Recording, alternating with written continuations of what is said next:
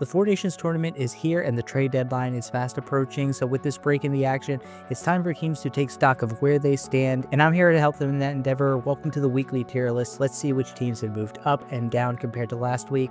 At the bottom of the tier list, as always, the Blackhawks and Sharks are in perpetual darkness. I will say that those two teams have flipped places. The Blackhawks were the worst team of the two for most of the season, but now they've overtaken the Sharks, so good on them, I guess. One tier up, the Nashville Predators remain in their own special pathetic tier. Not really much to say about them that hasn't already been said.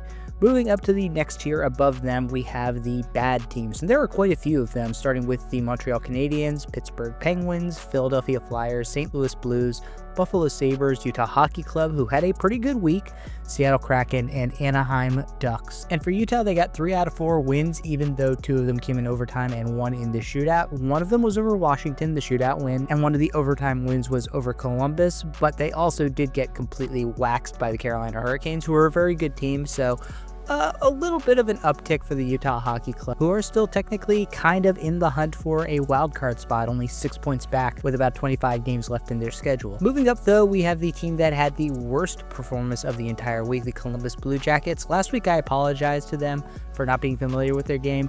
This week, they proved that actually I was very familiar with their game. 0-3 with losses to Buffalo, Utah, and the New York Rangers, all teams who are eminently beatable, especially for a Blue Jackets team that still very much is on the cusp of making it into the playoffs, 1 point out of the final spot in the wild card. But when you get those winnable games and you're in the position where you got to fight for every single point, you can't afford to let those slip away.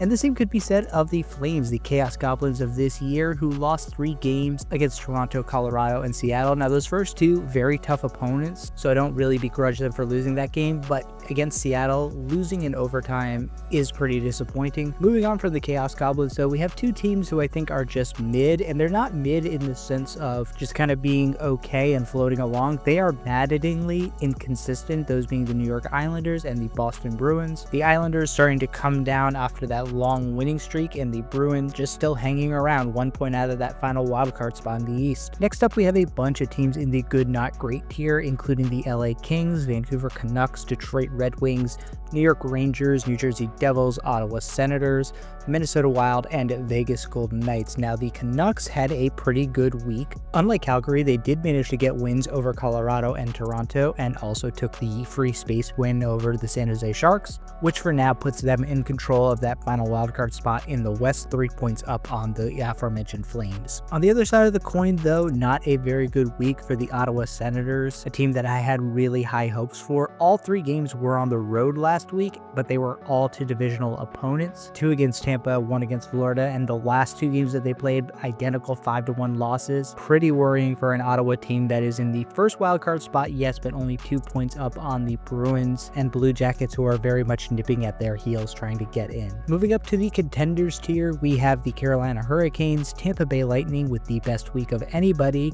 Toronto Maple Leafs, Colorado Avalanche, Florida Panthers, and Washington Capitals. For the Lightning, an absolute masterclass of a week, as I mentioned, 2 wins over Ottawa, but also beating Detroit and Montreal, taking care of their division games, and scoring at least 4 goals in all 4 of those games last week. They still got some work to do if they want to catch Florida and Toronto ahead of them in the standings, but they are very much pulling away from the rest of the pack in terms of the wild card teams. And then finally, we have the same 3 teams that I have considered elite for the last few weeks, the Dallas Stars, Winnipeg Jets, and Edmonton Oilers. No change among these teams, except that the Winnipeg Jets and Dallas Stars have flip-flopped in terms of their position. But like I said, the trade deadline is coming up after the Four Nations tournament, so we'll have to see what moves the teams at the top and the bottom of this tier list make, and how that shakes things up going forward.